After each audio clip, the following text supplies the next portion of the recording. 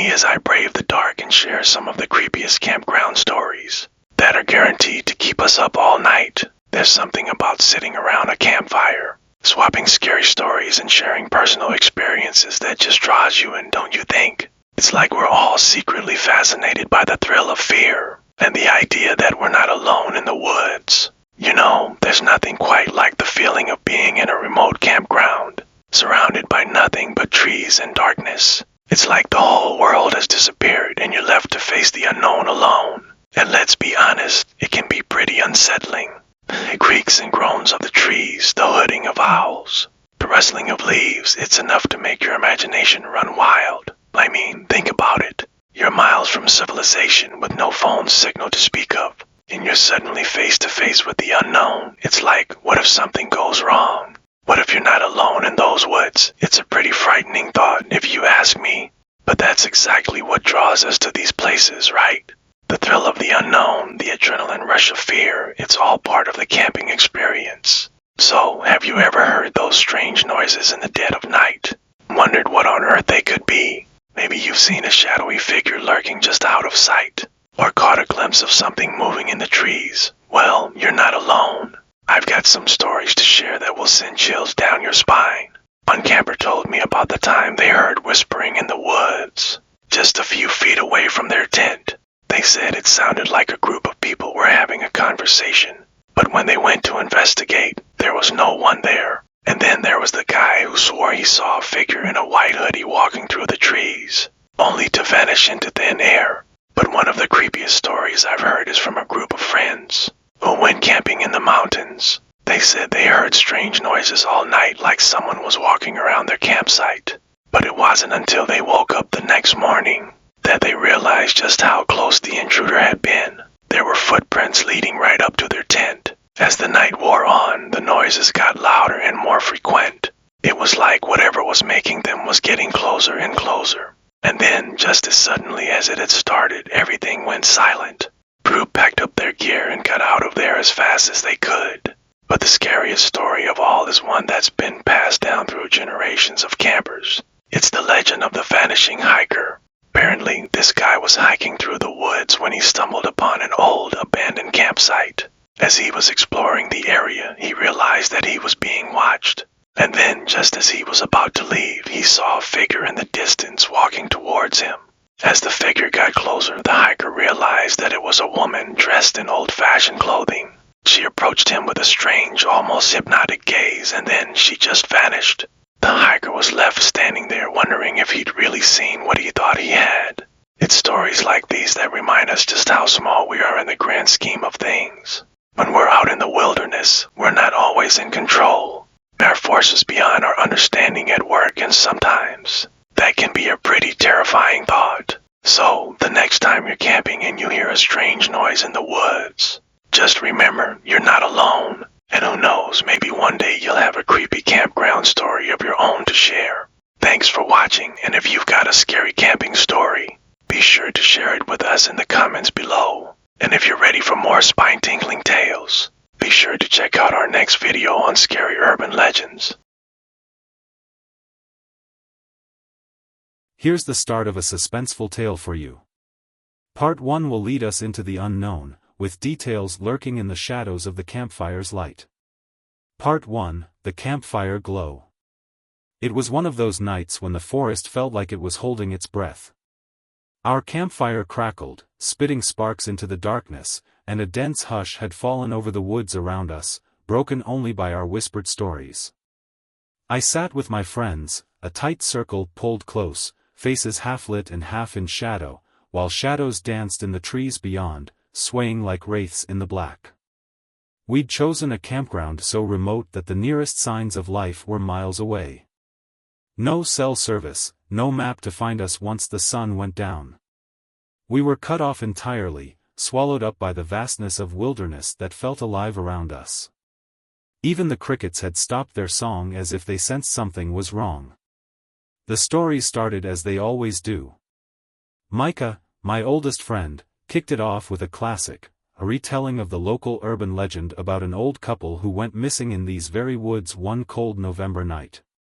They were last seen leaving their cabin, taking only a single flashlight, their voices fading into the dusk, as if pulled away by some invisible force. They never returned, and the cabin was found empty except for a single note on the kitchen counter. Scrawled in a trembling hand, it read, *, it calls. We must follow. *. It was only a story, but out there in the isolation, even old legends had a way of settling over us like damp fog, tangling up with our own fears and making the line between reality and imagination paper-thin. I could feel it, the creeping sensation that we weren't alone, that someone, or something, was watching us just beyond the firelight. The mood had shifted. Our laughter had dried up, and every rustle, every cracking twig, made our heads snap around. One by one, our voices drifted into silence, each of us caught in the grip of that quiet unease, that primal feeling that someone was there, listening.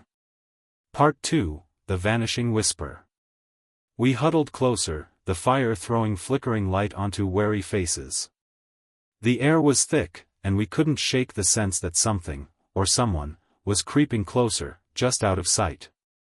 Suddenly, Jared, sitting across from me, froze. His eyes were wide, fixed on the trees just past my shoulder. I turned to look, but all I could see were shadows tangled between the trunks. "Did you hear that?" he whispered, voice barely audible. We all strained to listen, but nothing came, just the steady hiss of the fire and a light breeze stirring the leaves. Then, faintly, almost lost under the crackling flames, a whisper drifted through the trees. "Hello." The voice was soft, almost playful, and it echoed in the night air as if carried by a dozen different winds. It sounded close, impossibly close, and yet none of us could pinpoint where it had come from. "Who's out there?" I called, trying to sound braver than I felt. Silence answered. Jared tried to laugh it off, but his voice wavered, the forced laugh bouncing off the trees and coming back distorted. Just then, another whisper slid through the air, floating just past my ear. "Come and find me." The voice was different this time. I whipped my head around, searching for any movement, but the trees loomed dark and empty. I felt a chill creep up my spine, the kind of cold that seeps in when you realize you're not alone. Micah's voice broke through, trembling, "It's gotta be someone messing with us, right? Like a couple of kids from another campsite?" We nodded, wanting so badly to believe it, but deep down, I could feel the truth gnawing at me. We were too far from any other campgrounds, miles into the forest on an unmarked trail. No one else should have been out here, not at this hour, and certainly not whispering just beyond the fire's reach. The whispers returned, louder now, as though more voices had joined. They murmured our names in a strange, lilting tone, like they were testing the words, savoring each syllable. Each time a name floated through the night, the sound seemed to circle us, taunting, daring us to come closer. We sat frozen, barely breathing. I could feel my heartbeat pounding in my ears, deafening in the unnatural quiet. And then we heard footsteps. Soft and measured, the footsteps moved around us, just beyond the firelight. The ground was thick with leaves and sticks, but the steps were unnaturally quiet, as if whatever was moving wasn't quite touching the earth. We shone our flashlights into the darkness, desperate to see, but the beams only sliced through empty shadows. Then, as quickly as they had come, the voices stopped. The silence that followed was heavy, like the woods themselves were holding their breath, waiting for something. That's when we saw them, the footprints. They led from the edge of the forest right up to our circle, stopping inches from the fire. Fresh and clear, as though someone had been standing there, watching us, only moments before. The unsettling part was that they weren't shoe prints, they were bare, small, with toes spread wide, and looked as though they belonged to someone who'd been walking these woods their entire life. No one spoke. We just stared at those prints, our minds racing with questions none of us wanted answered. Part 3, The Eyes in the Darkness. As we stared at the footprints, a heavy, uneasy silence settled over us, thick as the fog now gathering at the edge of the forest. We sat in stunned stillness, too afraid to move, each of us unwilling to be the first to break the tense quiet that had gripped our camp. The firelight flickered over our faces, casting jagged shadows that seemed to stretch and twist with every gust of wind. Micah whispered, This isn't funny anymore. Who would do this? No one had an answer, but I could feel the dread creeping in, inch by inch. Those footprints weren't old, they were fresh, pressing deep into the damp earth, almost as if whoever left them had only just stepped back into the shadows. Jared pointed his flashlight toward the trees, his hands shaking so badly that the light wobbled, casting erratic patterns against the trunks. Then, he stopped. His hand froze, and the beam steadied on something that made my blood run cold. Just beyond the circle of trees, half hidden in shadow, two eyes stared back at us. They were strange, reflecting the flashlight with an unnatural brightness, gleaming an odd, sickly green in the dark. They were too high off the ground to belong to an animal, no, they were exactly at the height of a person. The eyes were watching us intently, unblinking, as if studying us. Who's there? Jared's voice cracked, barely above a whisper.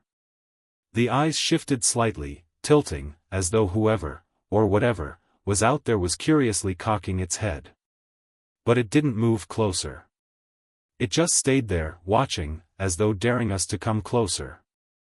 I felt my stomach twist as I realized something even more chilling. The eyes weren't moving up and down as they would if someone was breathing.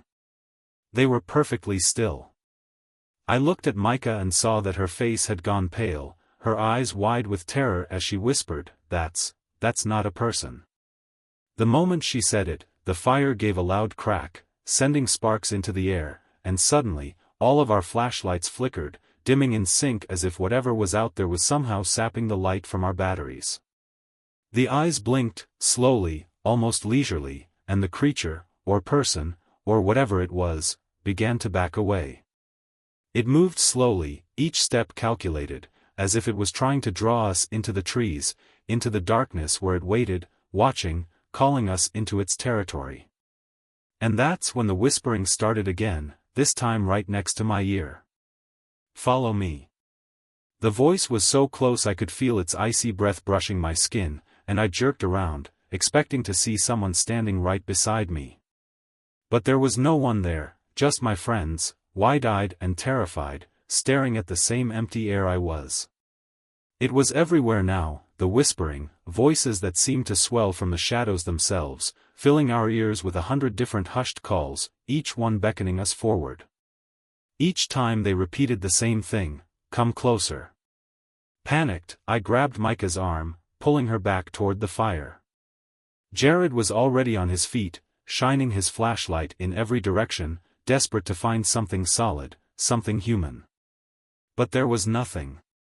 Only those terrible whispers, circling us, drifting closer, growing louder, more insistent. We had to leave. I could feel it deep in my bones. Something was trying to lure us away from the fire, to separate us, to pull us into the waiting dark, and I knew instinctively that if we left the light, we wouldn't be coming back. Grab the gear, I said, my voice barely holding steady. We're leaving. Now. But just as I spoke, I felt it, an ice-cold grip on my wrist, as if a hand had reached out from the darkness and seized me, holding tight, its grip like iron. I looked down, heart pounding, but there was nothing there, just empty air. The voice in my ear hissed again, this time with a note of impatience, come with me. And then, just beyond the trees, more eyes appeared, dozens of them, shining in the darkness, each one watching, waiting. Part 4, A Maze of Whispers. We grabbed our things with frantic hands, desperate to escape the circle of glowing eyes that seemed to multiply by the second. As we fumbled with our backpacks, Micah's flashlight flickered again, sputtering until it cast only a dim, feeble glow. Her face was pale, her hands trembling as she tried to focus on the light, muttering under her breath like it was some kind of protective charm. The whispering voices grew louder, surrounding us from all sides, a swarm of murmurs that felt like they were inside our heads. Each voice sounded slightly different, some cold and raspy, others soft and smooth, but all of them echoing the same words, over and over. Asterisk, you can't leave now. Not yet, asterisk. The words felt like a command, thick with a strange, sickening sweetness that made my skin crawl. I could feel something urging me to look back at the tree line, to step away from the fire, to go where the voices led. I knew if I looked, I'd be lost. Jared's voice broke through the chaos, sharp with panic. We're moving. Stay close together, and whatever you do, don't look back. We started moving as one, our footsteps clumsy, half running, half stumbling, practically tripping over each other in our rush to put distance between us and those terrible, watching eyes. The whispers followed, filling the dark air, louder now, more insistent, and they seemed to be moving with us, as if something invisible was trailing just inches behind. Branches clawed at our clothes as we pushed through the underbrush, and the moon had slipped behind thick clouds, making the darkness feel almost solid. Every few steps, I would feel a cold breath against the back of my neck, like someone was right behind me, close enough to touch. Did anyone mark the trail? Micah's voice was shaky, barely more than a whisper. No one answered. In our rush, we'd lost our sense of direction. All around us, trees loomed like silent sentinels, every path looking identical, each direction leading only deeper into the forest. The whispers grew louder. Asterisk, you're almost there. Just a little farther, asterisk. They felt like hooks digging into my mind, each word pulling me toward them, filling me with an overwhelming urge to follow. I knew I should fight it, knew that following the voices meant certain doom. But the pull was nearly irresistible. Suddenly, Jared stopped dead in his tracks, his flashlight beam illuminating something on the ground. We crowded around, all of us straining to see what he'd found. There, stamped into the damp earth, were more footprints. Bare, human footprints. They weren't just in front of us, they were everywhere, crisscrossing the trail and looping back on themselves, like someone, or something, had been wandering in circles, leaving a twisted map in the soil. Worse yet, the prints looked fresh, as though whatever had made them had passed through only moments before. This is impossible, Micah whispered, horror in her eyes. No one could have left this many footprints, unless, her voice trailed off, and the implication hung in the air, unspoken but deeply felt. Unless they weren't alone.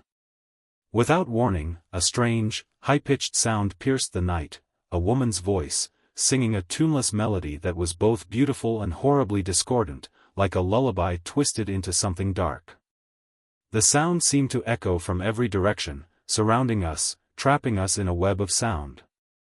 Micah's eyes widened, and she clamped her hands over her ears. Stop it, make it stop, she whimpered, squeezing her eyes shut. But the song only grew louder, filling our heads, drowning out every rational thought. Then, out of nowhere, Jared's light flickered off, plunging us into utter darkness.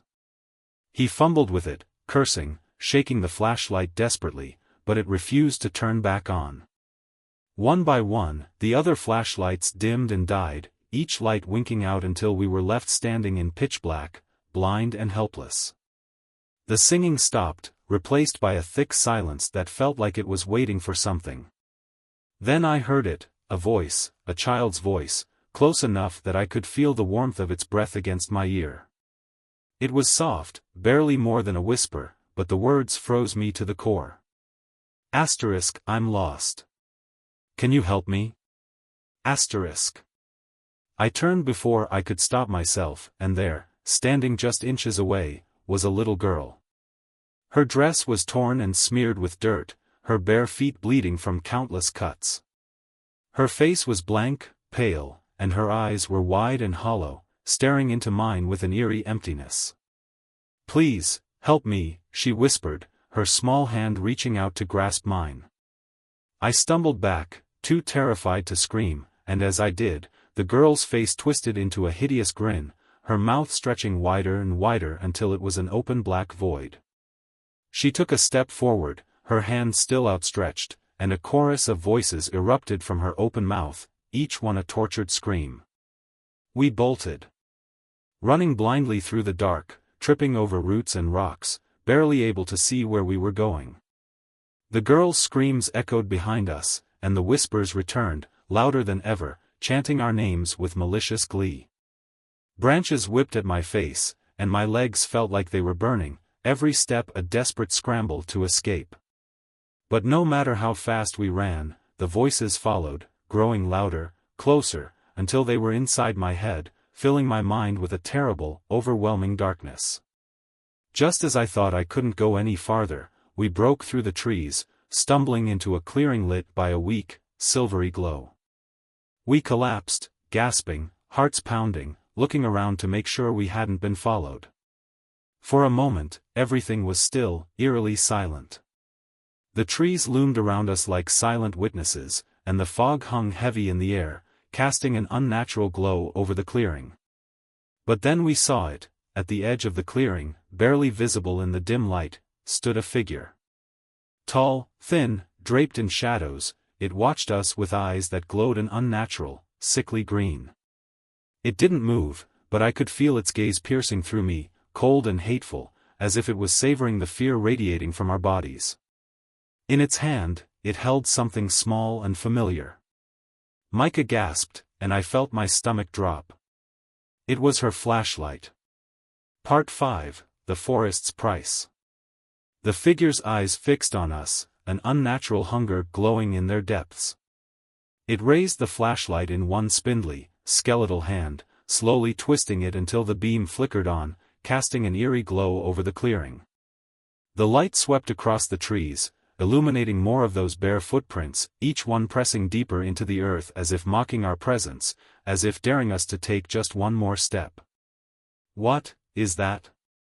Micah's voice was barely a whisper, her words trembling as she clung to my arm. The figure took a step forward, its limbs moving with a sickening slowness, like it was savoring each movement, each tiny shift that brought it closer to us. I could hear a faint rustling sound as it moved, like dry leaves whispering in the wind. Then it stopped, tilting its head ever so slightly, and I felt the suffocating weight of its gaze settle on me. I wanted to run, to scream, but my legs felt rooted to the spot, paralyzed by a fear that went beyond any instinct I'd ever known. Then, from somewhere in the shadows, the voices returned. But this time, they weren't whispering. They were laughing, soft, mocking laughter that sent chills racing down my spine, each laugh laced with malice. The figure's mouth opened slowly, revealing a smile that stretched too wide, splitting its face in a grotesque imitation of joy.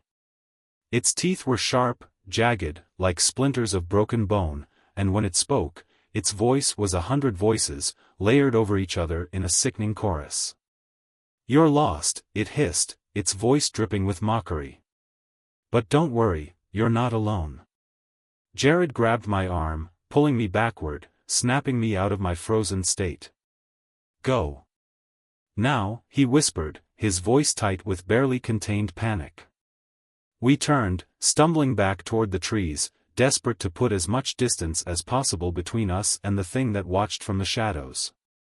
But just as we reached the edge of the clearing, the figure spoke again, louder this time, each word echoing through the forest like a curse. Asterisk, "You can't leave. Not without paying the price." Asterisk. The ground beneath us trembled, and I felt a cold, icy chill sweep over me, freezing me to the core. The trees seemed to close in, their branches reaching out like grasping hands, trapping us, boxing us in. I could feel something pulling at me, tugging at my very essence, as if trying to draw me deeper into the darkness, into the heart of whatever horror lurked here. Suddenly, I heard Micah's scream, a high, piercing sound that shattered the night. I spun around and saw her being dragged backward, her body half swallowed by shadows that seemed to writhe and twist around her, holding her tight.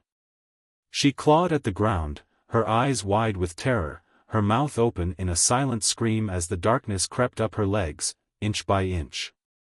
"Help me," she choked out, reaching toward us, her fingers digging into the earth. "Please, don't leave me."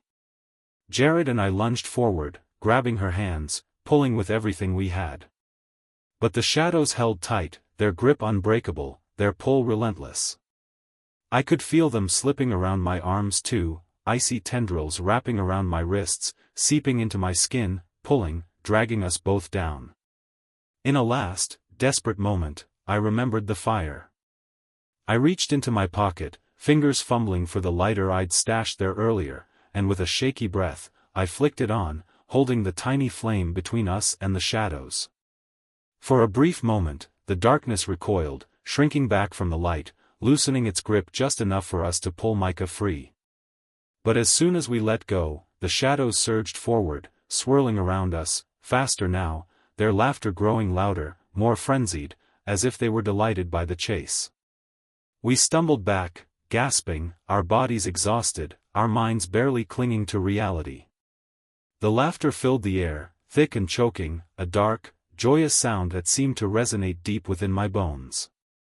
Then, through the din of the voices, I heard it again, that same child's voice, small and pitiful, echoing from the trees. "Please, help me." I glanced over my shoulder and saw her again, the little girl, standing at the edge of the clearing, her empty eyes fixed on us, her hand outstretched. But this time, her mouth was twisted into a grotesque smile, wide and impossibly deep, her eyes flickering with a cold, cruel light. I felt a chill crawl up my spine as I realized the truth. This wasn't some lost soul trapped in the woods, some poor child wandering aimlessly, looking for help. This was something ancient, something evil, wearing the face of a child to lure us closer, to ensnare us. "Run!" Jared screamed, shoving me forward, his voice barely cutting through the laughter. We bolted, plunging into the trees, the darkness pressing close around us, swallowing up every step, every breath. I could hear the whispers following us, close behind, their voices taunting, promising that we'd never escape, that we'd be there soon. The forest twisted around us, each tree a towering shadow, each path a dead end, a trap leading us in circles. Finally, the trees thinned, and we burst into a small clearing, panting, our bodies battered, our minds reeling. I looked around, heart hammering, trying to catch my breath, trying to make sense of where we were. But my stomach dropped as I recognized the place. We were back at the same clearing. The figure was waiting for us, standing exactly where it had been, holding Micah's flashlight in its hand. Only now, there was another figure beside it, this one smaller, with wide, hollow eyes and a cruel smile stretched across its face. The little girl. They stood together, side by side, their eyes gleaming with a terrible, unholy light as they watched us, as if they'd been waiting, knowing we would return. I felt the last shred of hope drain from me, a sinking realization settling deep in my gut. There was no way out. The forest had trapped us, twisted itself around us, and now we were exactly where it wanted us. The figure lifted the flashlight, its eyes gleaming, and the shadows began to move, swirling around us in a tight circle, drawing closer, swallowing up the light, inch by inch. "You came here," the voices hissed, filling the air, thick with malice. Asterisk, "You came to our forest. And now you will stay." Asterisk. As the darkness closed in, I felt a terrible calm wash over me, a quiet, suffocating acceptance. We'd become another story for the fire, another legend to be told around the campfire, a warning for those who dared venture too deep, those who listened too closely to the whispers in the woods. And as the last bit of light vanished, as the shadows wrapped around us like a shroud, I understood. We'd paid the price. We'd found the voices. And now, we would never leave. The end.